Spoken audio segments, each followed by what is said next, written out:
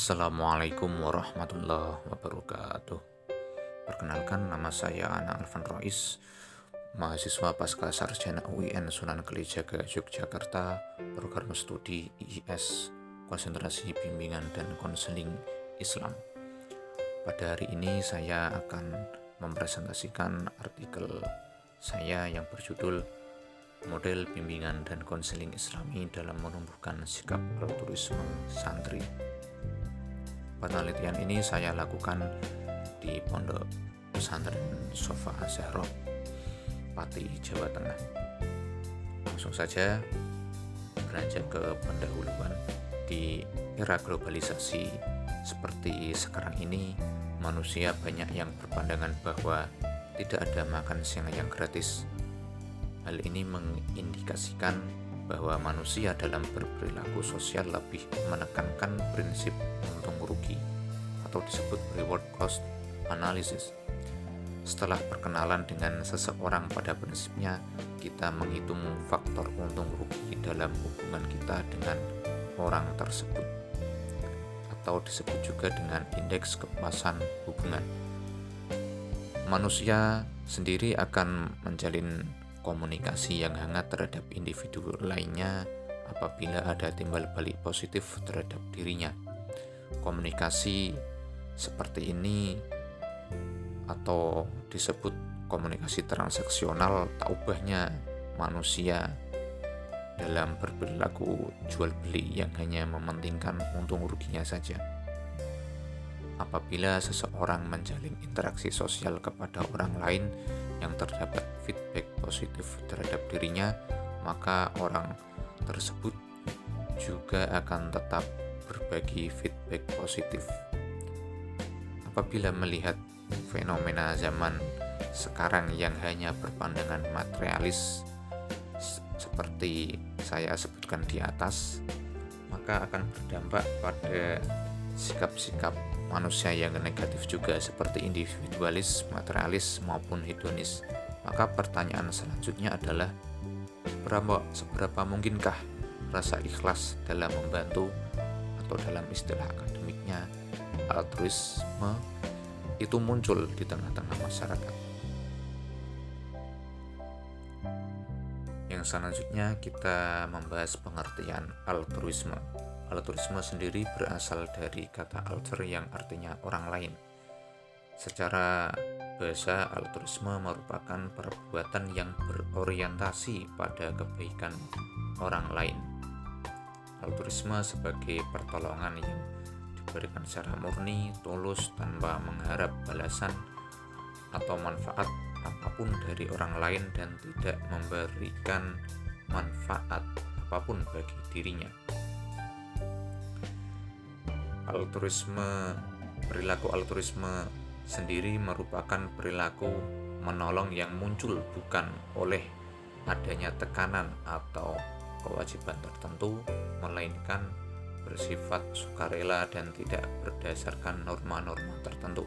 Tindakan tersebut ada kalanya merugikan penolong sendiri karena meminta pengorbanan dirinya, seperti waktu, usaha, uang, dan tidak ada imbalan apapun atau reward dari semua pengorbanannya. Yang selanjutnya adalah konsep altruisme dalam perspektif Islam. Berhubung meneliti pondok pesantren, tentunya basic Islam, latar belakang agama Islam sangat kental, maka peneliti tidak harus memberikan konsep altruisme dalam perspektif Islam itu sendiri, karena moral altruisme memiliki sandaran kuat dari doktrin semua agama, terutama agama Islam. Dalam Islam sendiri juga kita semua mengenal konsep khairun nas anfa'uhum linnas. Ada istilah al-ithar atau suatu konsep perilaku sosial yang memberikan perlakuan kepada orang lain seperti perlakuan kepada dirinya. Istilah ini sering digaung-gaungkan oleh para akademisi. Al-Ithar sendiri yaitu merupakan konsep atau sikap dan tingkah laku utama yang mampu dilakukan oleh manusia yang telah mampu dan tidak hanya bersimpati dan berempati terhadap orang lain, tetapi juga mampu berkorban dan memberikan sesuatu yang bernilai bagi orang lain meskipun dirinya juga sedang memerlukan. Hal ini dikarenakan hanya semata-mata mengharap ridho Allah Subhanahu wa Ta'ala. Memang salah satu sikap sosial negatif adalah keengganan seseorang untuk menolong terhadap sesamanya dikarenakan minimnya kesadaran akan perilaku altruisme. Kondisi seperti di atas terjadi tidak hanya pada siswa di sekolah umum saja, akan tetapi santri di banyak pondok pesantren seperti halnya pada santri di Pondok Sofa Az-Zahra juga mengalami permasalahan pelik ini. Ada beberapa contoh minimnya sikap altruisme di lokasi penelitian yang saya lakukan. Di antaranya pertama, para santri yang juga menjadi siswa tidak begitu mempedulikan kejadian-kejadian yang ada di sekitarnya, terutama saat berada di sekolah. Ini dikarenakan semua santri Pondok Sofa Az-Zahra masih remaja, masih bersekolah. Kedua, mereka enggan untuk melakukan hal-hal yang berbau sosial dan tidak mau ikut andil terhadap masalah apabila tidak memberi hal yang menguntungkan bagi mereka. Yang ketiga, dalam berbagai kejadian yang diantaranya saat teman dari kelas lain meminta bantuan, ia enggan membantu. Ada berbagai alasan mengapa ia tidak melakukan moral altruisme. Di antaranya, mereka menganggap itu bukan urusannya, tidak urusannya. Tidak ada timbal balik positif atau feedback positif,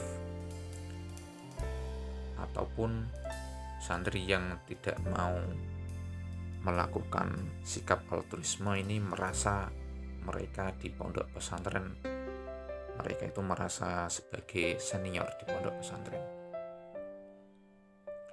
Yang selanjutnya adalah metode penelitian.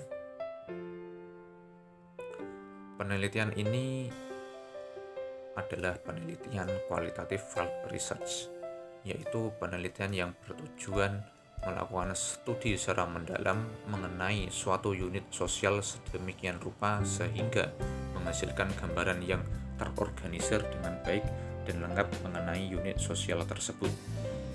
Agar penelitian dapat dipertanggungjawabkan, maka peneliti melakukan pemeriksaan dulu terhadap keabsahan data secara cermat dengan teknik keabsahan data atau validitas data berupa ketekunan pengamatan, triangulasi, dan pengecekan data.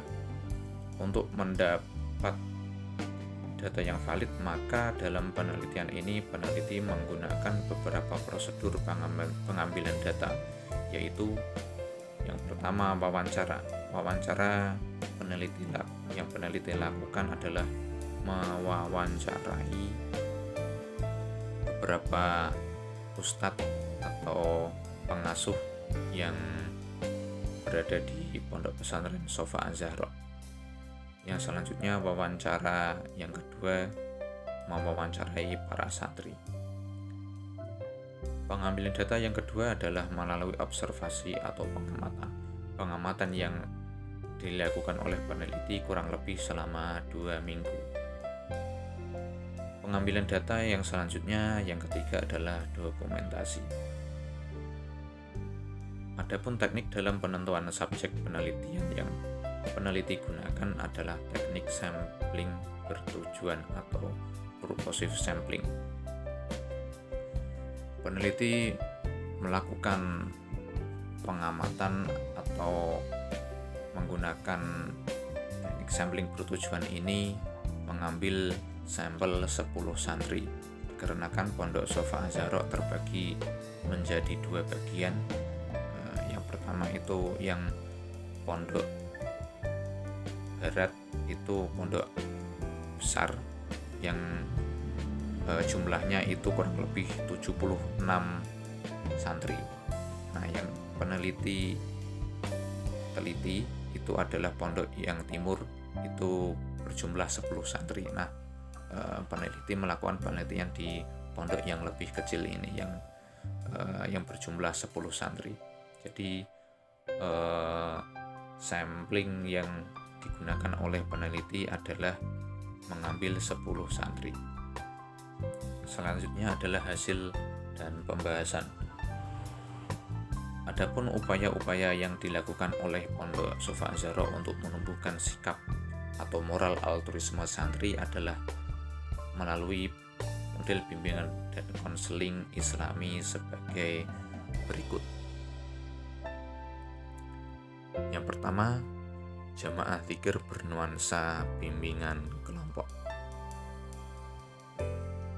Pada kegiatan zikir yang peneliti observasi di Pondok Pesantren Sofa Az-Zahra, Ustadz melakukan layanan bimbingan kelompok sebelum melakukan zikir secara berjamaah. Kegiatan ini dilakukan setiap malam Jumat setelah para santri melaksanakan sholat Isya. Adapun topik materi yang diberikan tidak hanya tanggung jawab santri terhadap Allah atau biasa disebut soleh spiritual, tetapi juga tanggung jawab santri terhadap orang lain atau biasa disebut soleh secara sosial. Upaya layanan bimbingan kelompok di Pondok Pesantren Sofa Az-Zahra juga berbanding lurus dengan beberapa penelitian sebelumnya yang menyebutkan bahwa bimbingan kelompok berpengaruh dalam meningkatkan perilaku altruisme. Yang kedua adalah pengintegrasian materi sikap altruis dengan pembelajaran kitab kuning. Kita semua mengetahui kalau kitab kuning ini sangat identik dengan Pondok Pesantren. Kitab kuning menjadi rujukan utama dan menjadi salah satu elemen penting bagi pesantren. Biasanya kitab kuning ini disebut sebagai Al-Kutub Al-Qadimah atau kitab-kitab klasik atau kuno. Nah, istilah sering digunakan untuk menyebut kitab kuning adalah kitab gundul, sebab cara penulisan dalam kitab tersebut tanpa syakal, tanpa tanda baca, dan pemberhentian. Oleh karena itu, kitab kuning mempunyai peranan sangat penting dalam pengembangan ajaran Islam. Adapun penanaman nilai-nilai altruis juga dapat diintegrasikan dengan mata pelajaran kitab-kitab kuning yang ada di sana. Adapun kitab-kitab kuning yang diajarkan di Pondok Pesantren meliputi tema fikih, tafsir, Al-Quran, nahwu shorof, tasawuf, sampai akidah. Melalui pembelajaran kitab kuning, para santri diajarkan untuk bertanggung jawab dalam melaksanakan tugas dan kewajibannya yang seharusnya mereka lakukan terhadap diri sendiri, masyarakat, dan lingkungan.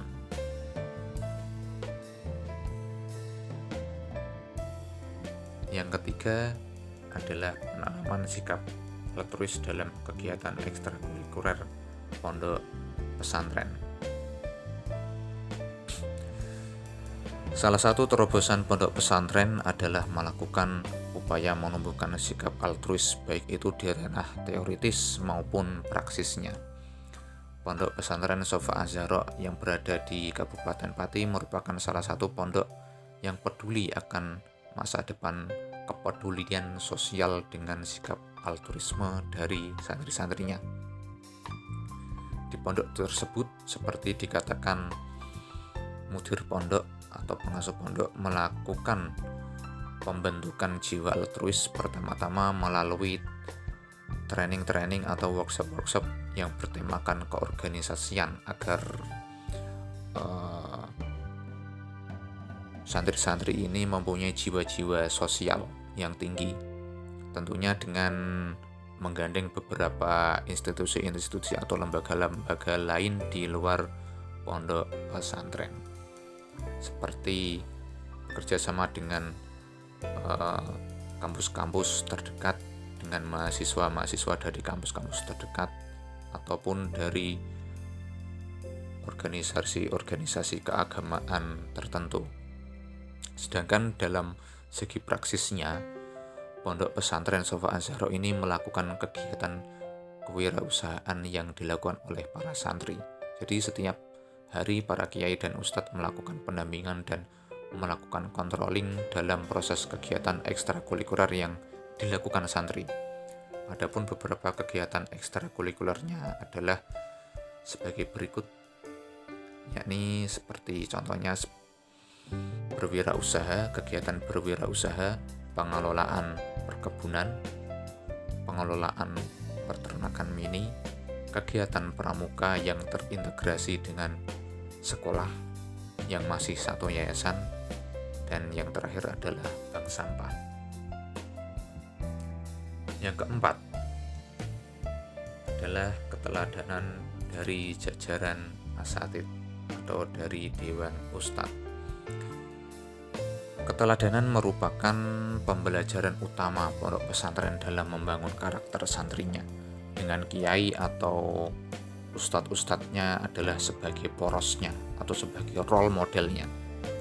Guru di mata peserta didik setidaknya memiliki 6 peran, yaitu sebagai orang tua, pembimbing, pendidik, motivator, inspirator, dan fasilitator.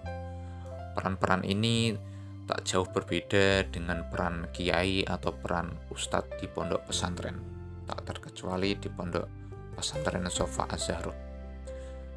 Pendemonstrasian contoh keteladanan dalam berbagai sikap, salah satunya sikap altruis, merupakan upaya awal dalam menumbuhkan sikap yang dikehendaki oleh pihak pondok pesantren. Apabila jajaran asatidz atau ustadz-ustadznya ini menghendaki para siswa untuk bersikap altruis, maka langkah awal yang harus dilakukan oleh para jajaran asatidz adalah mencontohkan dengan keteladanan bagaimana sikap altruis tersebut dipraktekkan dalam kehidupan sehari-hari.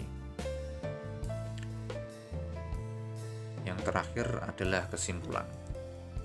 Berdasarkan hasil interpretasi, analisis, dan pembahasan, maka dapat diperoleh kesimpulan bahwa Pondok Pesantren Sofa Az-Zahra terdapat model bimbingan konseling Islami dalam menumbuhkan sikap altruis para santri. Adapun proses internalisasi nilai-nilai sikap altruis di Pondok Pesantren Sofa Az-Zahra adalah melalui jemaah dzikir bernuansa bimbingan konseling kelompok. Yang kedua adalah pengintegrasian materi sikap altruis dengan pembelajaran kitab kuning. Yang ketiga adalah penanaman sikap altruis dalam kegiatan ekstrakurikuler pondok pesantren. Dan yang terakhir adalah keteladanan dari jajaran asatidz atau para guru di pondok pesantren Sofa Az-Zahra. Tentunya dari berbagai aspek tersebut dilaksanakan dengan capaian pada tingkat kognitif, afektif, dan psikomotorik para santri. Terima kasih. Demikian presentasi saya. Jika ada kurangnya, mohon saran dan kritik. Wassalamualaikum warahmatullahi wabarakatuh.